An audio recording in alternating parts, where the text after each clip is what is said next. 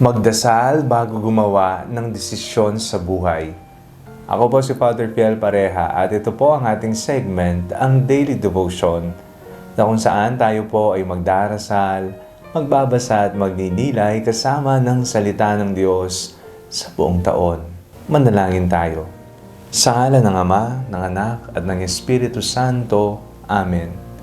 Halina, banal na Espiritu, liwanagan mo ang aming puso at isip, nang maunawaan at may sa buhay namin ang iyong salita. Amen.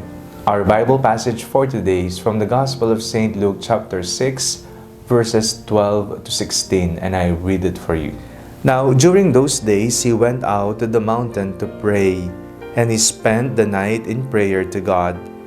And when day came, he called his disciples and chose 12 of them, whom he also named apostles: Simon, whom he named Peter, and his brother Andrew, and James, and John, and Philip, and Bartholomew, and Matthew, and Thomas, and James, son of Alphaeus, and Simon, who was called the Zealot, and Judas, son of James, and Judas Iscariot, who became a traitor.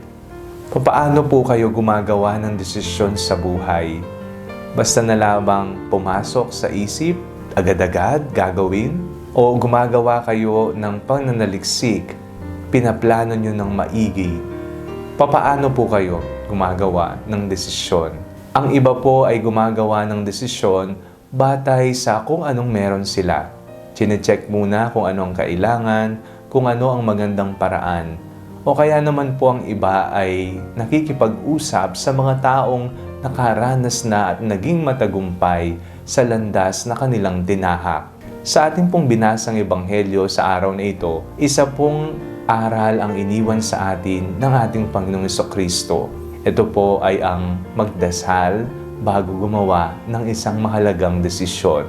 Bago niya pinili ang kanyang mga alagad, si Jesus ay umakyat sa isang bundok na nahimik at nagdasal, kinausap ang Amang nasa langit. Tayo pong lahat ay tinatawag na ugaliing magdasal, kumonsulta sa Panginoon bago tayo gumawa ng aksyon at desisyon. Lagi nating tatandaan, tayo po ay magpagabay sa Diyos, sapagkat hindi tayo mabibigo, hindi tayo maliligaw ng landas kung ating ipinagdasal muna ang desisyong ating gagawin. Manalangin tayo. Panginoong Jesucristo, isinusuko po namin ang lahat ng aming plano sa buhay. Amen. Sa ngalan ng Ama, ng Anak, at ng Espiritu Santo. Amen. Huwag po ninyong kalimutang i-like ang video ito, mag-comment po kayo and share it with your family and friends. Ang Panalangin Bago Matulog ay may sariling Facebook page na po. Huwag niyo pong kakalimutang mag-like at mag-follow dito. And do not forget to subscribe to our YouTube channel. I-click niyo lamang po ang link na nasa description ng video ito o kaya naman po just search Father Fiel Pareha. God bless you po.